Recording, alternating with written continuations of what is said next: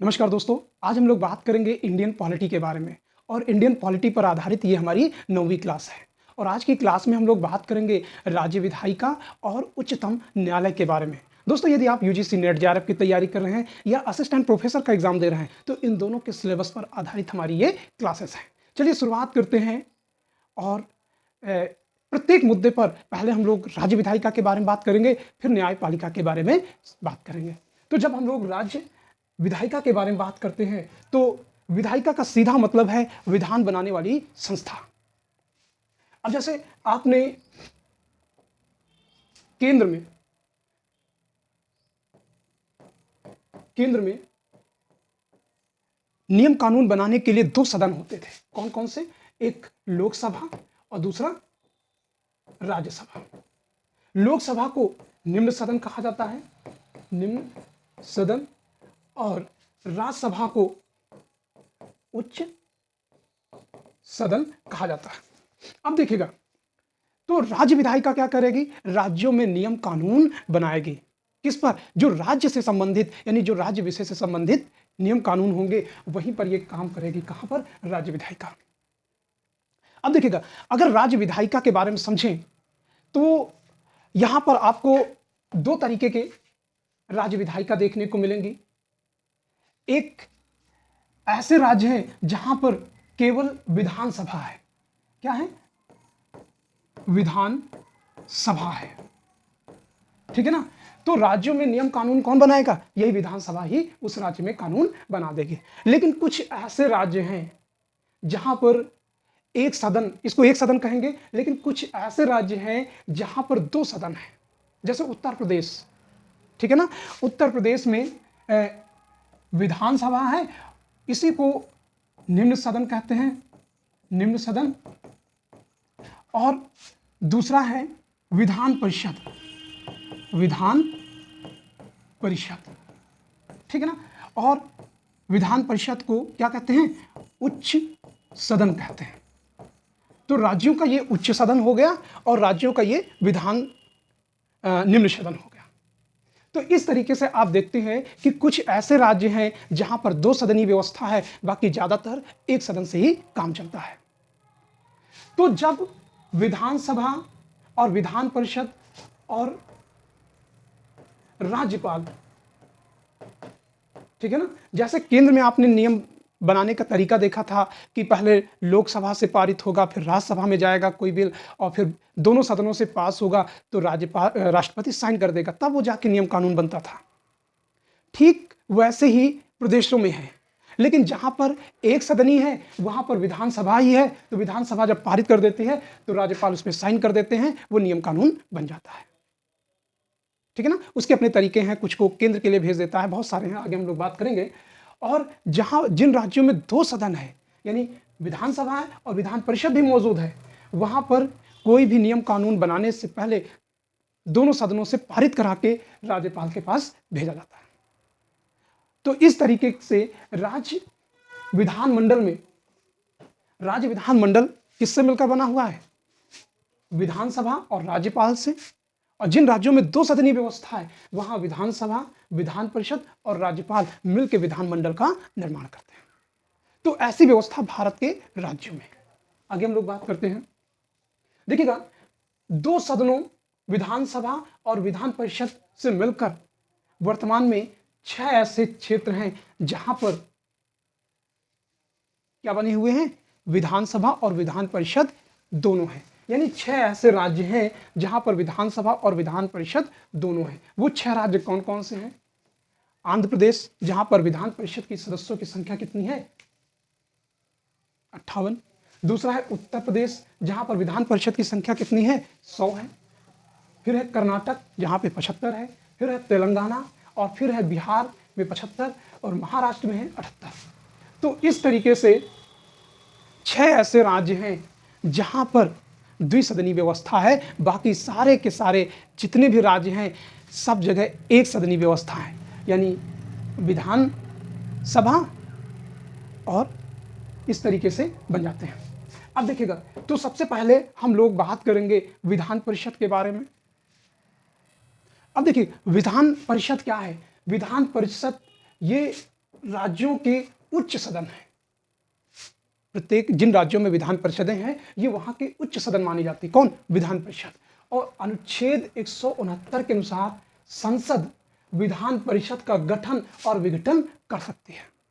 तो अनुच्छेद 169 के तहत संसद किसी भी राज्य में विधान परिषद के गठन या विघटन कर सकती है यदि संबंधित राज्य विधानसभा द्वारा इस संबंध में संकल्प विधानसभा के कुल सदस्य संख्या के बहुमत उपस्थित तथा मत देने वाले सदस्यों के कम से कम 2/3 बहुमत पारित कर दे।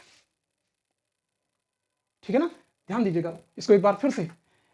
गठन कब करेगा और विघटन कब करेगा? दोनों स्थितियों में यदि उस राज्य के विधानसभा द्वारा संबंध में विधानसभा के जितने भी सदस्य हैं, कुल सदस्य की बहुमत में एवं उपस्थित मत देने वाले सदस्यों के कम से कम कितना 2/3 बहुमत से पारित करके दे, तब जाके उच्च सदन का गठन होगा या विघटन होगा। लेकिन ये करेगा कौन? संसद करेगा। पारित कौन करेगा? राज्य विधानसभा करेगी। अब जैसे उत्तर प्रदेश में जो विधान परिषद है उसको विघटित करना है, तो उसके लिए क्या करना होगा?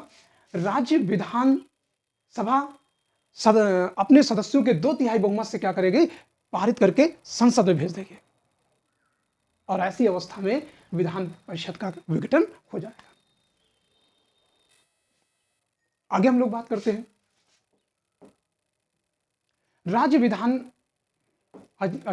विधान परिषद राज्य विधानमंडल के उच्च सदन होता है। विधान परिषद कुल सदस्यों की संख्या से संबंधित राज्य के विधानसभा सदस्यों की कुल संख्या के 1/3 और 40 से कम नहीं हो सकती है। ठीक है ना? क्या बताया गया है इसको एक बार फिर से देखिएगा। विधान परिषद के कुल सदस्यों की संख्या निर्धारण के बारे में कहा जा रहा है कि उस विधानसभा के कुल सदस्यों की संख्या के 1/3 से अधिक और 40 से कम नहीं हो सकती है। यानी अगर किसी राज्य में विधान परिषद का गठन करना चाहती है तो उसमें सदस्यों की संख्या कितनी होगी? 1/3 किसके? विधानसभा के।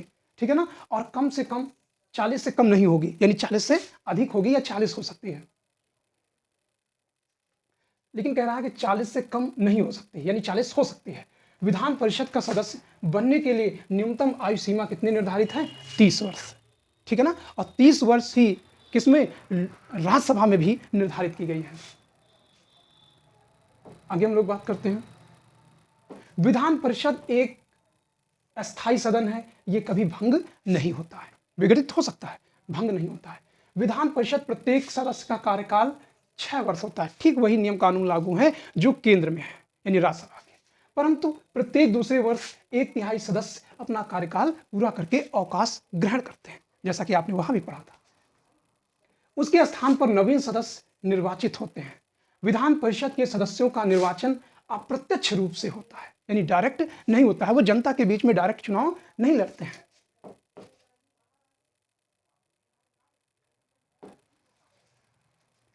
विधान परिषद के कुल सदस्यों में से 1/3 सदस्यों का निर्वाचन स्थानीय निकायों के निर्वाचक मंडल द्वारा होगा।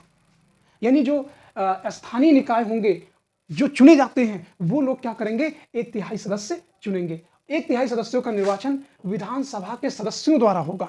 ठीक है ना?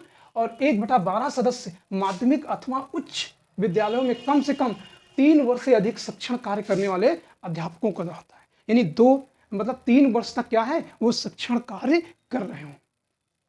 और 1/12 सदस्य 3 वर्ष से स्नातक की उपाधि धारण करने वाले स्नातकों द्वारा चुने जाते हैं। शेष 1/6 सदस्य राज्यपाल द्वारा मनोनीत किए जाते हैं। और राज्यपाल किनको मनोनीत करेगा? ऐसे लोगों को जो साहित्य, कला, विज्ञान, सहकारिता आंदोलन से और समाज सेवा से जुड़े हुए रहेंगे या अनुभव रखते हों। ऐसे लोगों को, इनकी संख्या है कितनी? 1/6 सदस्यों। किसके द्वारा मनोनीत किए जाएंगे? राज्यपाल के द्वारा। आगे हम लोग बात करते हैं विधान परिषद के सदस्य अपने में से एक सभापति और एक उपसभापति चुनते हैं। ठीक है ना? कौन चुनेगा? विधान परिषद अपने में से ही एक सभासद और एक उपसभापति चुना जाएगा।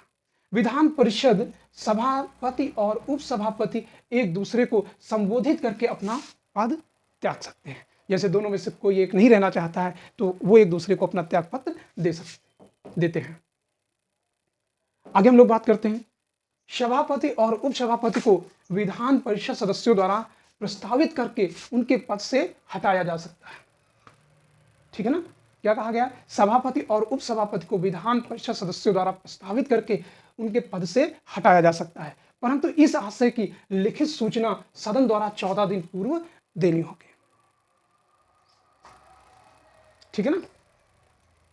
आगे हम लोग बात करते हैं, अब हम लोग बात करते हैं विधानसभा के बारे में। ठीक है ना, विधानसभा को निम्न सदन कहा जाता है। अनुच्छेद 170 के तहत विधानसभाओं की संरचना का उल्लेख किया गया है।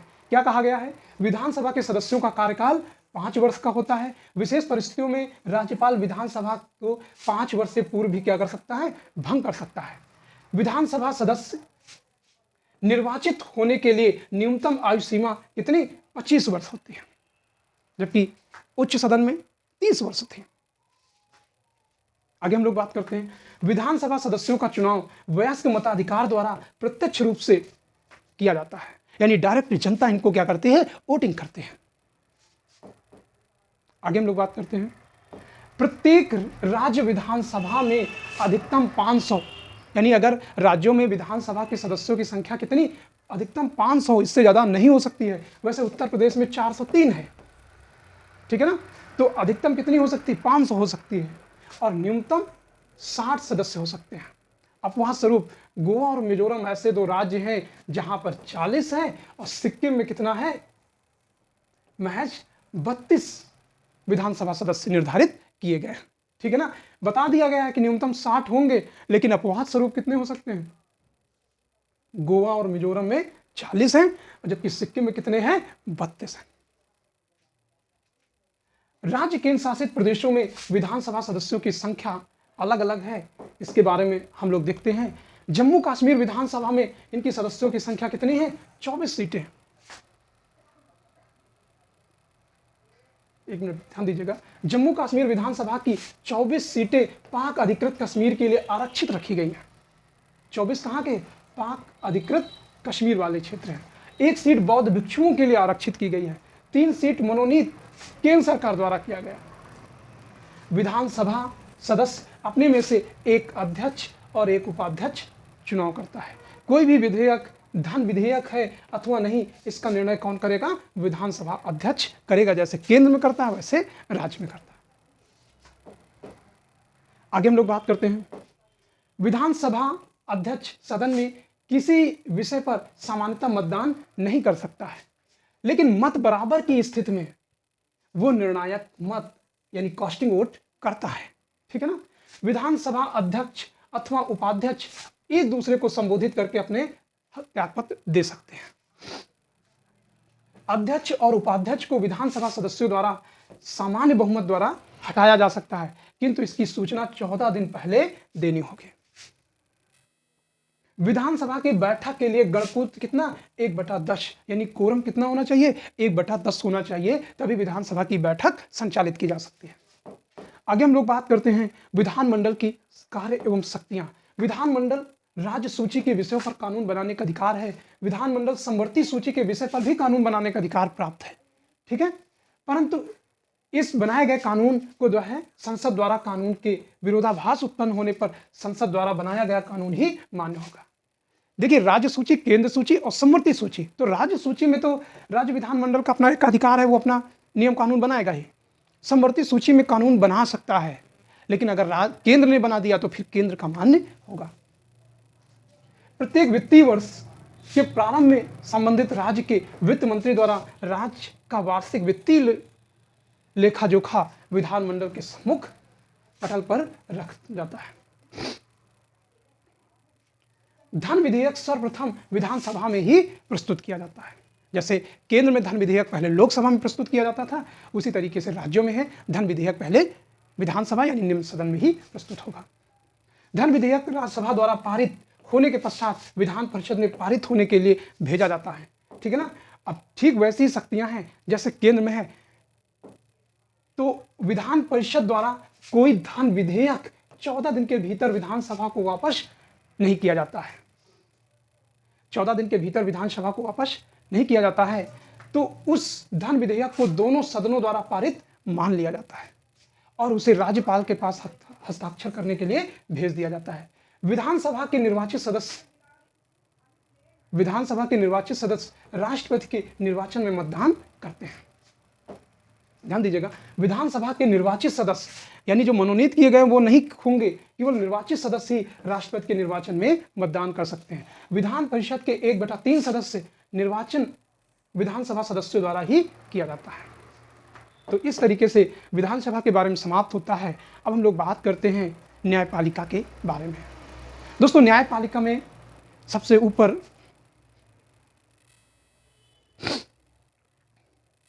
अब हम बात करते हैं न्यायपालिका के बारे में।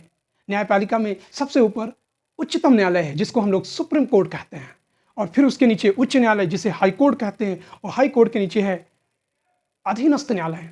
तो सबसे पहले हम लोग बात करते हैं उच्चतम न्यायालय के बारे में। तो भारतीय संविधान के भाग 5 में अनुच्छेद 124 से लेकर 147 तक उच्चतम न्यायालय के सारी चीज़ों को गठन हो गया, स्वतंत्रता हो गया, न्याय क्षेत्र हो गया, शक्ति आदि सारी जानकारियां यहीं पे मिल जाती है। भाग 5 में भारत में एकीकृत न्याय व्यवस्था की स्थापना की गई है जिसमें शीर्ष स्थान पर क्या है, उच्चतम न्यायालय तथा उसके अधीनस्थ अन्य कई उच्च न्यायालय हैं। एक उच्च न्यायालय के अधीन अधीनस्थ न्यायालय की श्रेणियां भी विद्यमान है। आगे हम लोग बात करते हैं, सबसे पहले बात करते हैं गठन के। तो गठन अनुच्छेद 124 में बताया गया है कि उच्चतम न्यायालय की स्थापना और गठन संबंधी प्रावधान है। उच्चतम न्यायालय में एक मुख्य न्यायाधीश और 30 अन्य न्यायाधीश होते थे। उच्चतम न्यायालय के न्यायाधीशों की संख्या संशोधित अधिनियम 2019 के द्वारा न्यायाधीशों की संख्या 30 से बढ़ाकर कितनी 33 कर दी गई है। ठीक है, आगे हम लोग बात करते हैं पदावधि के बारे में।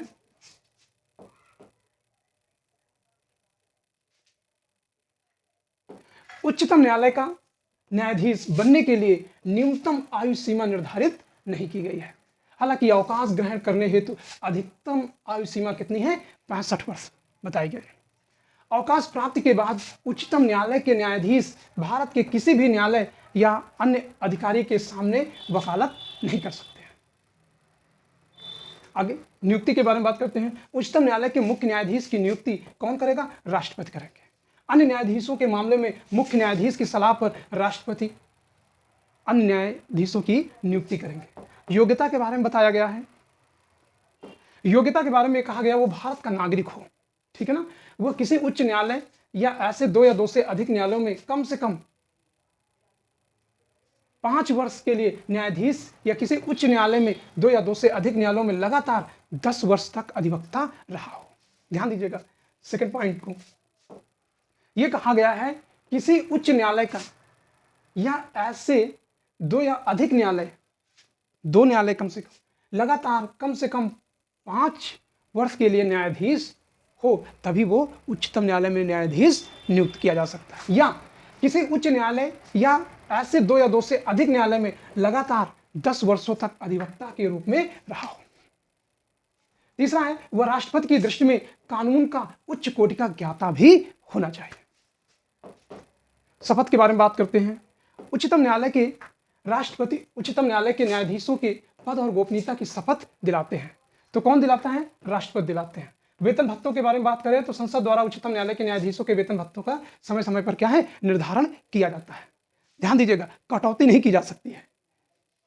वर्तमान में मुख्य न्यायाधीशों का वेतन प्रतिमाह 2,80,000 रुपए और अन्य न्यायाधीशों का, मुख्य न्यायाधीश का है ये 2,80,000 और अन्य न्यायाधीशों का वेतन कितना 2.5 लाख रुपए प्रतिमाह है। इसके अलावा उन्हें अन्य भत्ते भी प्रदान किए जाते हैं। आगे हम लोग बात करते हैं पद मुक्ति के बारे में।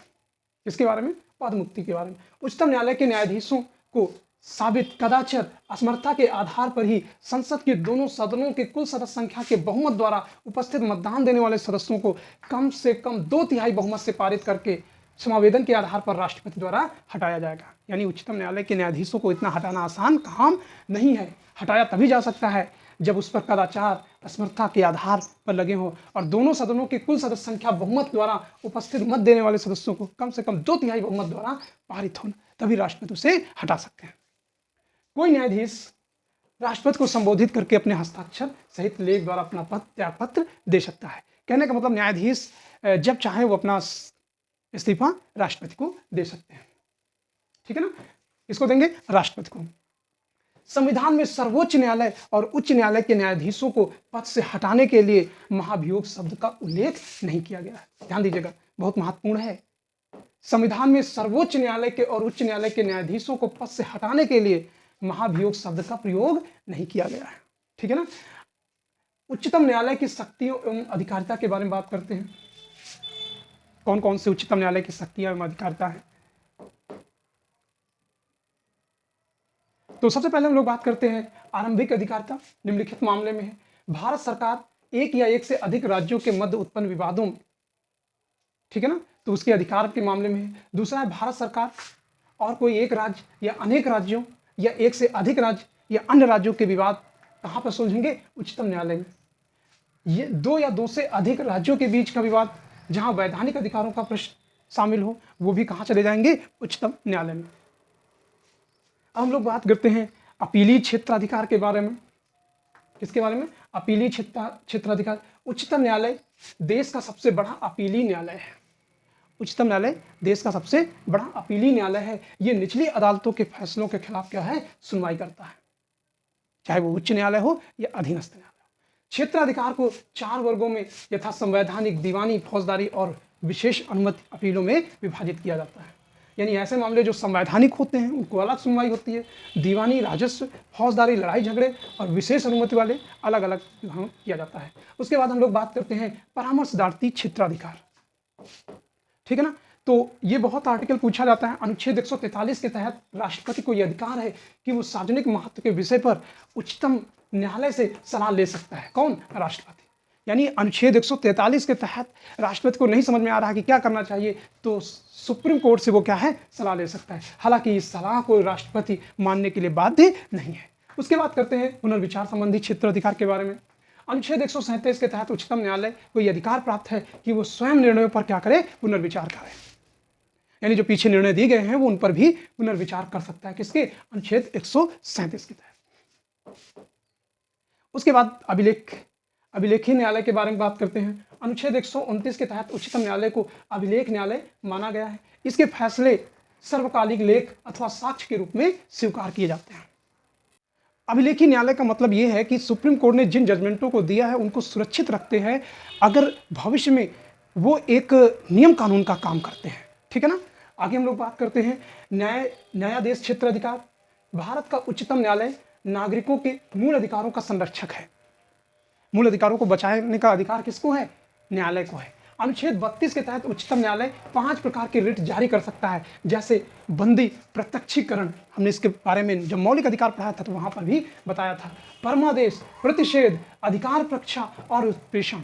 ये सारे रिटों के बारे में वहां हमने विस्तार से चर्चा किया था। मौलिक अधिकारों में जाके आप उसको पढ़ सकते हैं। न्यायाधीश क्षेत्राधिकार के संदर्भ में उच्चतम न्यायालय मात्र मूल अधिकारों के क्रियान्वयन के संबंध में रिट जारी कर सकता है। ध्यान दीजिएगा, न्यायाधीश क्षेत्राधिकार के संबंध में उच्चतम न्यायालय मात्र मूल अधिकारों के क्रियान्वयन के संबंध में रिट जारी कर सकता है, जबकि उच्च न्यायालय न केवल मूल अधिकारों के लिए न्यायाधीश जारी कर सकता है बल्कि अन्य उद्देश्यों के लिए भी जारी कर सकता है। इस प्रकार हम कह सकते हैं उच्चतम न्यायालय की शक्तियां उच्च न्यायालय से अधिक हैं। किस पर? न्यायाधीश क्षेत्राधिकार पर। तो दोस्तों ये वीडियो आपको कैसा लगा? अच्छा लगे तो चैनल को सब्सक्राइब करिए, लाइक करिए, कमेंट करिए और अपने दोस्तों को शेयर जरूर करिए। तो आज के लिए इतना ही। Thank you.